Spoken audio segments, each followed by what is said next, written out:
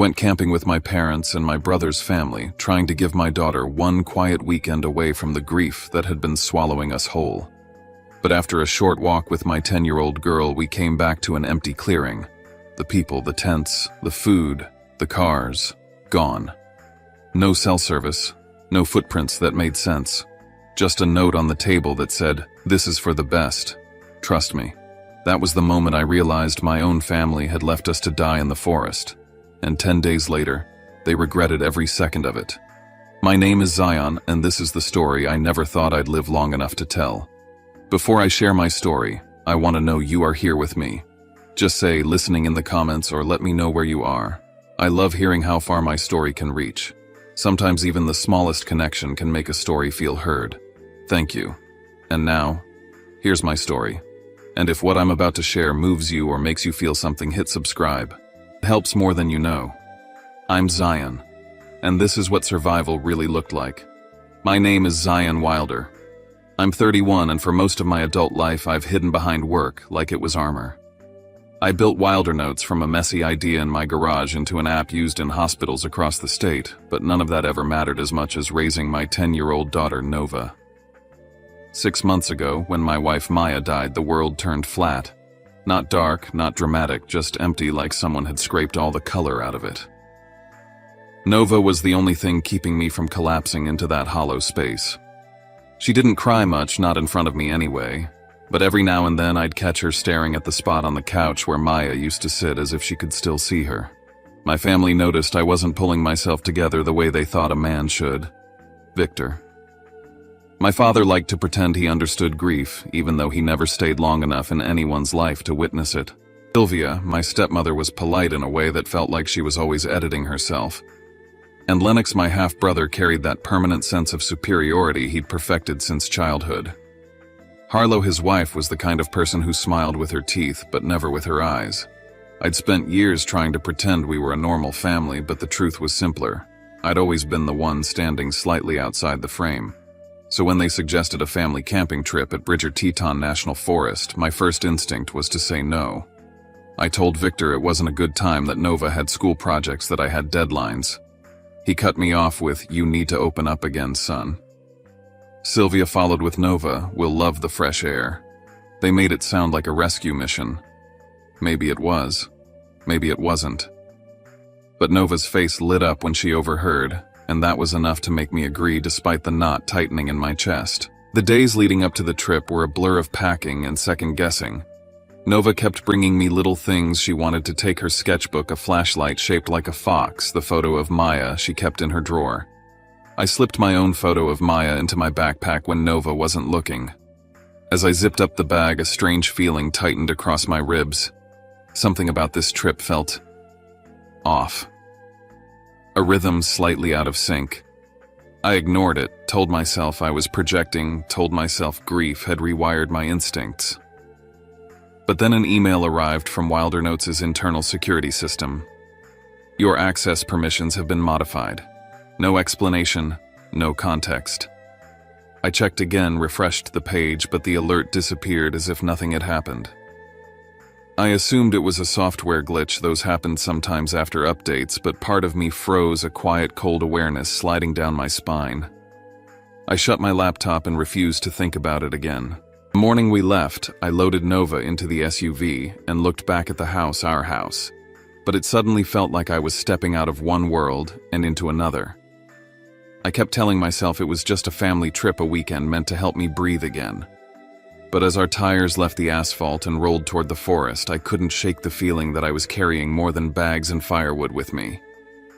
I was carrying unspoken tensions, old wounds, and a suspicion I couldn't name. I didn't know that I was walking straight into the moment my life would split cleanly into a before and an after. Bridger Teton opened in front of us like a painting, lakes smooth as glass, peaks still dusted with late snow, and tall pines swaying as if greeting us. Nova was out of the car before I even turned off the engine, running toward the clearing with a brightness I hadn't seen in months. Her laugh echoed into the trees, and for a moment, just a moment, I let myself relax. Everyone acted warmer than I expected. Victor clapped me on the back as if we weren't still carrying decades of unresolved tension. Sylvia unpacked food with a serene smile. Lennox joked with Nova, lifting her onto his shoulders. Even Harlow seemed easier, making small talk while untangling rope for the tarps. It almost looked like a family I recognized, one I used to imagine we could be. But little cracks formed the longer I observed them. When I asked Lennox how his company was doing, he avoided eye contact and changed the subject. Sylvia leaned close to Victor, whispering sharply until they noticed I was near, then abruptly stopped. I tried to focus on teaching Nova how to build a small fire pit. Yet every time I glanced over my shoulder, I caught Lennox watching me, not with brotherly affection, but with a calculating expression, like he was assessing something he wasn't ready to say. At dinner, they talked about moving forward, new beginnings, clean slates. I nodded along, assuming they were trying to encourage me, but the tone was strange too, rehearsed, too final. Like they were preparing themselves for an ending that hadn't been spoken aloud. After we finished eating, Nova and Max chased fireflies while the adults lingered around the fire. That was when Harlow leaned toward me, her voice soft but sharp around the edges. "At least you won't have to carry everything alone forever," she murmured. There was something in her tone, certainty, maybe pity, maybe something else entirely, that made my skin tighten. I asked her what she meant, but she just smiled and stood up as if she hadn't said anything unusual at all. I tried to shake it off and focus on Nova. She was standing by the fire, roasting a marshmallow with both hands, squinting in concentration. Seeing her like that, healthy, alive, hopeful, punched a hole through the grayness that had swallowed me since Maya died. I remembered nights when the three of us sat by the fireplace at home, and for a second I felt like I could breathe again. Later in our tent, Nova fell asleep almost instantly, curled against my side. I listened to her soft breathing, the steady hush of wind brushing against the canvas, and a fragile peace settled over me. Maybe I had judged my family too harshly. Maybe they were trying in their own imperfect way. But that thought faded the moment I stepped outside to get water. The forest was quiet, too quiet, and the moonlight revealed a trail of footprints leading toward the northern woods. They were deeper, larger, and angled in a direction none of us had walked. When I pointed them out the next morning, Lennox brushed it off, saying a ranger probably passed through. His tone was tight, his jaw clenched, and something in me snapped into alertness. I didn't know it then, but those footprints were the first sign that the weekend wasn't what they said it was. That whatever they were planning, I was walking straight toward it without a clue. Nova woke me before sunrise, tapping my shoulder with that eager determination only a 10-year-old can hold. She wanted to see the morning light from the overlook I'd pointed out the day before. Part of me wanted to stay wrapped in the thin warmth of the sleeping bag, away from the cold and the weight sitting on my chest, but she was already lacing her boots, her hair messy, her eyes bright. I nodded and followed her out into the crisp air. The trail was quiet, the kind of quiet that makes you feel like you're walking into a sacred place. When we reached the overlook, the sky opened up in shades of gold, and rose the sun pushing through a spread of clouds like it was tearing them apart. Nova stood on the rocks with her hands tucked under her chin, breathing in the cold morning. Then she said she wondered if her mom could see the same sunrise from wherever she was. Her voice didn't shake, but mine did when I answered. She leaned into me, and we stood like that for a long moment. For the first time since Maya died, I let myself believe maybe my family had brought us here for the right reasons. Maybe I had misjudged them. But the moment shattered the second we returned to camp. We stepped through the line of trees and everything was gone. Not disturbed, not shifted. Gone. The tents, the coolers, the chairs, the fire pit stones, the cars, every trace of them had vanished as if they had been lifted straight out of the earth. Only one thing remained, Nova's small backpack, half unzipped, sitting in the dirt like it had been placed there deliberately. My breath snapped in my chest. I spun around, searching for movement, for sound, for anything that could tell me this was a mistake. On the flat stone table in the middle of the clearing was a single sheet of paper pinned under a smooth river rock. I lifted it with numb fingers. The handwriting was Lennox's. "This is for the best. Trust me." 10 words. 10 words that cracked open a silence so loud I could hear my pulse in my ears. Nova grabbed my hand and asked what it meant. I didn't answer because I didn't know how. My mind was scrambling, racing through possibilities. Maybe they went for help, maybe they had an emergency, maybe this was some sick joke, but none of them held up. None of them explained why our belongings were gone. None explained why only Nova's bag remained. Then I noticed the ground. Along the clearing's edge were tire tracks heading away from the site but not toward the main road. They veered into a direction I didn't recognize, deeper into the forest rather than out of it, and near the tracks, half buried in dirt, was a small plastic card. A room key from a hotel in Jackson Hole. Not one any of us had used. I turned it over in my hand, feeling the plastic warm against my palm. My stomach dropped. Someone else had been here. Someone who shouldn't have been. Nova tugged my sleeve, her eyes wide. She asked if they were coming back. I told her I wasn't sure, but the truth pressed hard against my ribs. They weren't. They had left us here deliberately, and whatever reason they thought justified it. It had nothing to do with helping me heal. The moment I understood we were alone, something inside me shifted. The grief, the confusion, the shock they had to move aside. I didn't have room for anything except survival and the instinct to protect my daughter. I went through what little we had left: Nova's half-empty water bottle, my pocket knife, a lighter one jacket, and a few scraps of food. Not enough to last even 2 days. My brain calculated possibilities, directions, distances. I forced myself to breathe evenly so Nova wouldn't see the fear creeping up my spine. The only logical path was the stream that ran along the back of the clearing. Water meant direction, and direction meant hope. Bridger Teton was too massive to follow instinct alone. Streams often led to larger bodies of water, and larger bodies of water meant trails, cabins, or other people. I told Nova we were going to walk along the water. She nodded, trusting me in a way that hurt to look at. By late afternoon, we'd made a small camp beside the stream. I taught her to filter water with charcoal from a burned log and strips of fabric from my shirt. She asked me why the family had left us. I tried to answer, but nothing sounded true, not even to me. That night, she fell asleep quickly, but I lay awake listening to every sound. The forest didn't feel peaceful anymore. It felt watchful. On the second day, our energy thinned. My legs shook under the weight of the backpack. Nova began slowing down, her feet dragging over the rocks.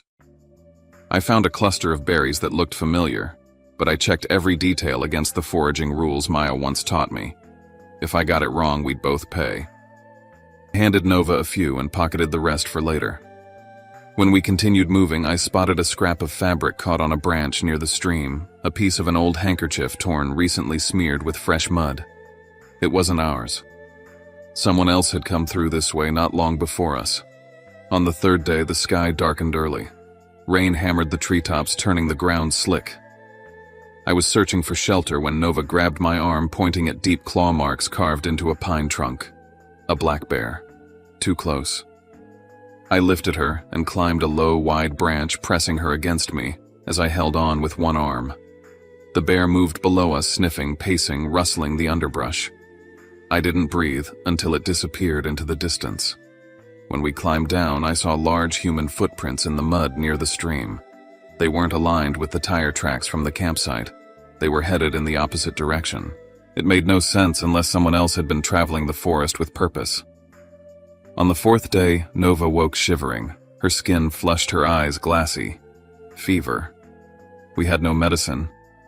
I searched desperately for willow bark, breaking off strips and boiling them in a tin cup I'd found near the stream. I gave her sips, praying it would help. Every minute that passed made the panic claw deeper into my ribs, but I kept my face calm. She needed steady, not scared.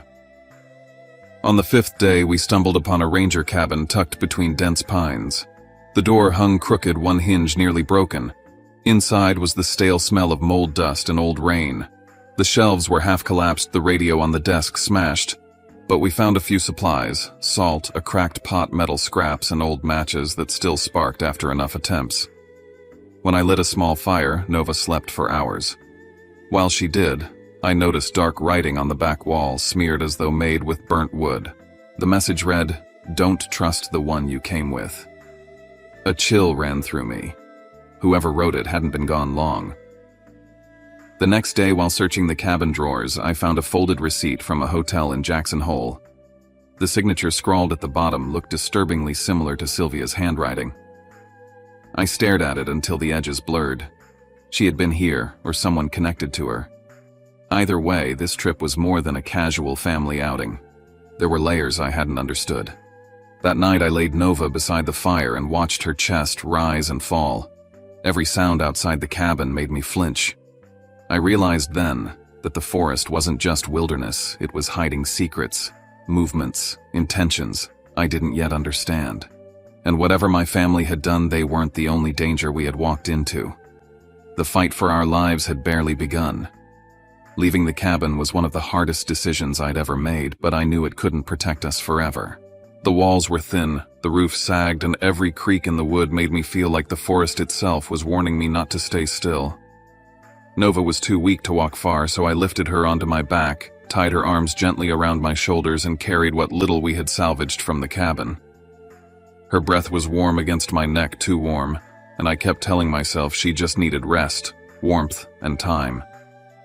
By midday, the trees thinned just enough for me to see smoke drifting lazily above a ridge in the distance. It was faint, almost invisible unless you stared directly at it, but it was undeniably there. Proof of human life. Or danger. Or both. I couldn't tell. I didn't dare get too hopeful, yet I also couldn't look away. I marked the direction in my mind, planning each careful step. Nova, half awake, gathered a few smooth stones and arranged them into a simple arrow on the ground when we paused to rest. She said she didn't want us to lose our way if we had to turn back. Her determination broke me open and kept me moving at the same time. We continued through a maze of pines until I spotted a bright red strap under a fallen log. I kicked aside the branches and uncovered a first aid kit, the kind issued in high-end outdoor packs. It was almost untouched. Inside were bandages, antibiotics, and supplies that could save a life. A folded card fell into my hand as I rummaged through it. When I opened it, my stomach tightened. It was a gym membership card with Lennox's name on it. The forest suddenly felt smaller, tighter, as if the trees were listening. That night, the wind shifted colder than before. The next morning, it carried needles of snow, signaling the beginning of a light mountain storm. I spotted a crevice in a rock formation large enough to shield us, so I helped Nova inside and crouched next to her. The walls bore long, straight cuts, unnatural and too clean, as though someone had used a saw blade to carve out space. That strange sense from the cabin returned. Someone had lived here before us, or used it for reasons I didn't want to imagine. As we set out again, I found footprints along the riverbed. They were deep, wide, and angled outward slightly, someone tall with a minor foot imbalance. They appeared again and again along the route, getting fresher the farther we walked. Whoever left them was not part of my family. They were ahead of us, moving with purpose, and the idea that someone else might be in the forest for reasons unknown made my nerves hum painfully. In the crevice tucked behind a stone, I found a crumpled page torn from a notebook. The handwriting slanted sharply as if written in a rush.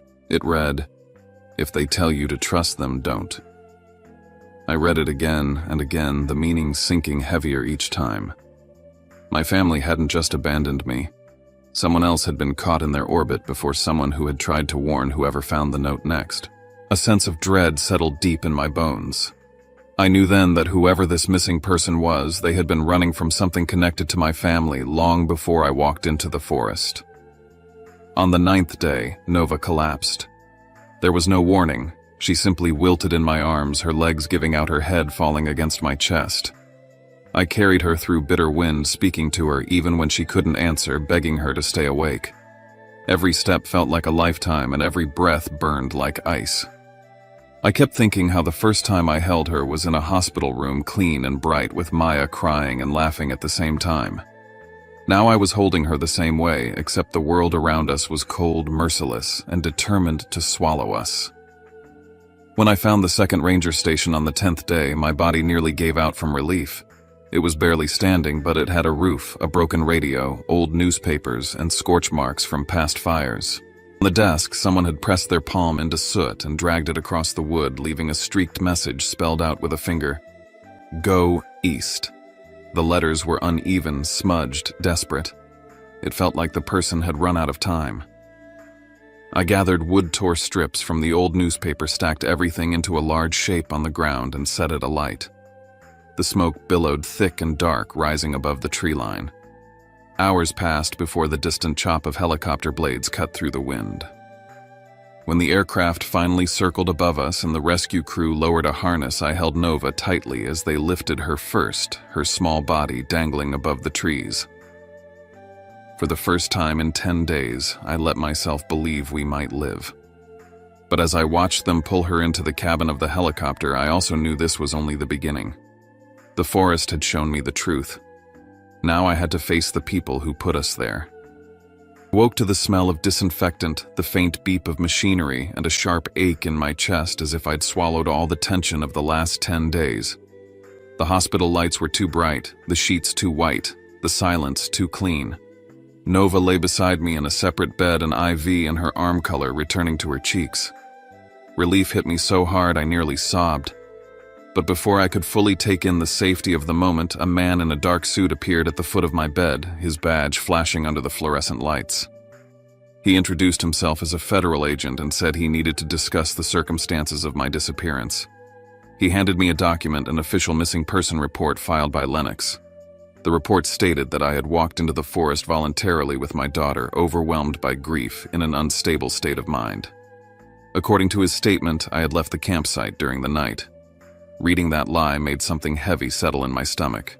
They hadn't just abandoned me. They'd tried to erase me.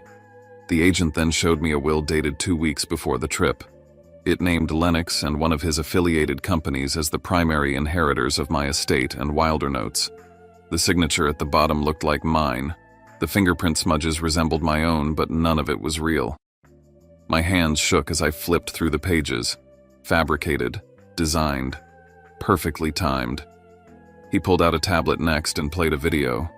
My face appeared on screen, speaking words I didn't remember saying, about feeling like I wanted to disappear, about being unable to go on. But the lighting was wrong. My voice carried a strange tone and the cuts between sentences felt unnatural. It was built from a podcast interview I'd done years ago, edited until the message was twisted into something darker. Harlow had submitted it to authorities, claiming it proved my instability. My throat tightened as I watched myself speak things I had never said. Next came the financial records. The agent explained that within 48 hours of my disappearance, temporary control of my assets had shifted to Lennox. Large withdrawals were made from business accounts and moved into a private holding under a disguised name. They had been preparing for this long before the trip. Then he told me something I didn't expect. 2 months before I disappeared, a ranger assigned to the same region had gone missing. His notes recovered from the station he worked at included observations about suspicious activity tied to a corporation registered under Victor's name. One of his handwritten pages matched the fragment I found in the crevice almost exactly. That meant someone else had been fighting the same enemy before I ever set foot in the woods. The realization settled over me slowly, but unmistakably. My family's plan wasn't an emotional outburst or a desperate mistake. It was structured, layered, practiced. Someone else had already tried to expose whatever they were doing and vanished in the attempt. The forest wasn't the trap. It was the cover. I looked at the agent and told him I would give every detail, every breadcrumb, every sign I'd seen. I would not let them rewrite my story. I would not let them bury what they had done. And as the words left my mouth, I felt something I hadn't felt in a long time. Not fear, not grief. Resolve. I was done surviving quietly. I was ready to make them answer for everything. Recovering in the hospital didn't feel like healing. It felt like waiting for another kind of impact. Once Nova was stable and my own body began to respond to rest, the real work started. I spent days sitting with agents from the FBI, my attorney, and the handwriting forensic team. Every meeting felt like stepping back into the forest, except this time I wasn't fighting cold or hunger, but secrets, lies, and the heavy weight of evidence. I collected everything I could: old text messages from Lennox, voice recordings in which he talked about cleaning up loose ends, email logs showing unauthorized access to my company accounts, photos I took of the cabin, the soot-covered message, the torn journal page, the Jackson Hole receipt. Each piece looked small on its own, but together they formed a map of a crime more deliberate than anything I'd imagined. The night before the first interrogation, fear pressed hard against my ribs. I had survived the wilderness, but the idea of facing my family again made my hands shake. I reminded myself that this wasn't about revenge. It was about truth. It was about Nova. And it was about the ranger who'd vanished months before us, someone who had tried to expose what my family was hiding long before I stumbled into it. Walking into the prosecutor's office felt like stepping onto a stage with no script. Victor sat stiff-backed, Sylvia clutched a tissue she didn't need. Lennox leaned back like he owned the room, and Harlow crossed her arms watching me with a smirk she didn't bother hiding. None of them looked sorry. They looked annoyed, inconvenienced, like I was a problem that had come back from the dead. We began with the evidence, and the first strike landed quickly. I placed the Jackson Hole Hotel receipt on the table, Sylvia's looping signature at the bottom. The prosecutor spelled out clearly that the receipt was dated the morning they abandoned us. Sylvia's face drained of color, her hand trembling as she tried to swallow. For the first time, I saw fear flicker through her composure. Then came the video.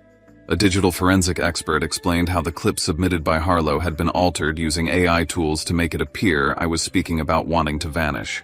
As he walked the room through the manipulated frames showing the mismatched lighting and irregular audio frequencies, Harlow's confidence cracked. Her jaw clenched. Her fingers shook and she looked away when the prosecutor asked her to explain why she'd submitted doctored evidence under oath. Next were the bank statements. The prosecutor slid them across the table toward Lennox, the numbers printed in stark black showing exactly when and how he withdrew over $200,000 immediately after my disappearance. His excuses fell apart the more he spoke.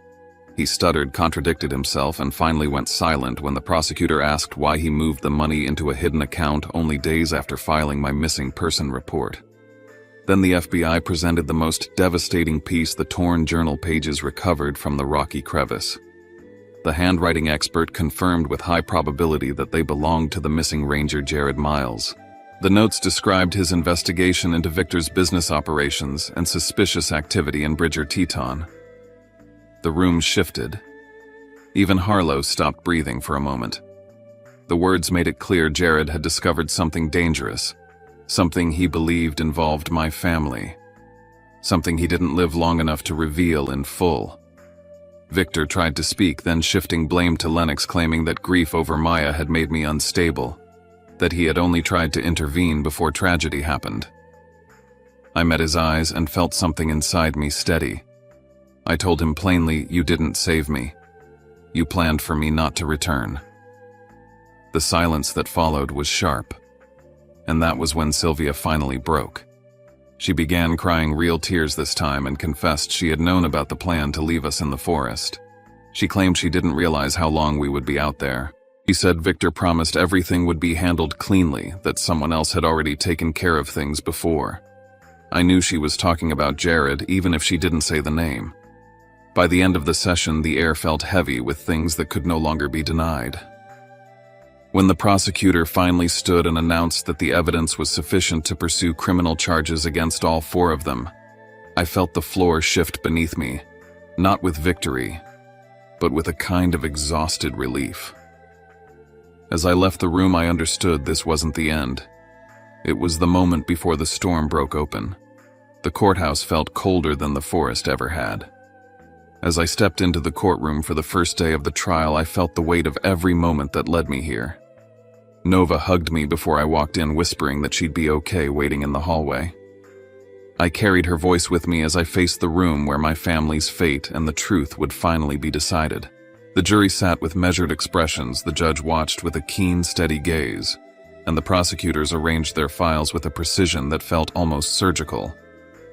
When they began presenting their case, they delivered it like a story that had been waiting too long to be told. The forged will with my forged signature, the altered video, the unauthorized financial transfers, the Jackson Hole receipt, the torn pages from Jared's journal. They didn't portray my family as desperate or misguided. They portrayed them as architects of a layered plan built on lies, fraud, and deliberate abandonment. Then something unexpected happened. A new witness took the stand, the manager of the Jackson Hole Hotel. He testified that Victor had rented 2 rooms the morning after the supposed family trip began and had paid extra to ensure none of the staff logged who checked in. Hearing that stripped away any remaining doubt. Victor had left the campsite intentionally. He had separated himself from us long before the morning they abandoned me and Nova. The next blow came from the GPS logs of Victor's SUV. The FBI presented the data showing the vehicle leaving the forest along a rarely used service path, intentionally avoiding main roads and traffic cameras. This confirmed that they hadn't left by accident or in a panic. They'd executed a planned departure designed to leave no trace. When the prosecutors shifted to Jared Miles, the courtroom shifted with them. Jared had been investigating suspicious shipments tied to Victor's company before he disappeared. His notes mentioned feeling watched, pressured, and threatened. He vanished just weeks after documenting these concerns. The jury leaned forward. Everyone understood the implication, even if no one said it aloud. This wasn't the first time someone got too close to the truth. When it was my turn to speak, I wasn't angry. I wasn't trembling. I told the court what happened, not as a man seeking revenge, but as a father who carried his unconscious daughter through snow and darkness because the people who should have cared the most chose to leave us behind. I spoke of the cabin, the soot-written message telling us to go east the days Nova drifted in and out of consciousness, the moment I realized I might have to bury her in the forest if help didn't come. I told them I felt like I had died twice, once when Maya left me, and once when my family walked away without a backward glance. The judge instructed the jury, and after days of testimony and hours of deliberation, the verdicts were read. Lennox guilty on charges of attempted murder, fraud, endangerment of a minor, and falsifying legal documents, 18 years. Harlow guilty of submitting doctored evidence and aiding the cover-up, 10 years.